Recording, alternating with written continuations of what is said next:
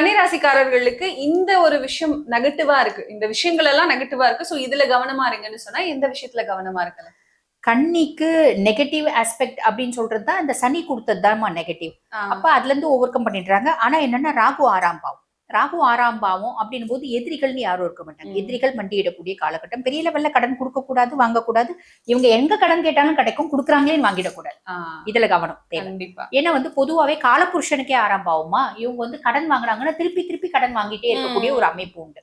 ஓகேங்களா? நிறைய கன்னி பாத்தீங்கன்னா அவங்க கடன் வாங்கிட்டு போவாங்க, அவங்களோட பிள்ளைங்க கிடைப்பாங்க. அப்படி ஒரு விஷயமும் உண்டு. 6ஆம் பாவத்துல ராகு. என்னை யாராவது மூளையை தின்னுட்டே இருந்தாங்கன்னா நான் ரியாக்ட் பண்ண ஆரம்பிச்சிடுவேன்.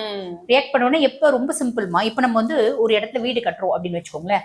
வீடு கட்டும்போது நம்ம ஆப்வியஸ்லி கொஞ்சம் மணல் செங்கல் எல்லாம் கொண்டு போய் போடுவோம். போடும்போது அந்த அசோசியேஷன் ஒண்ணு இருக்கும்.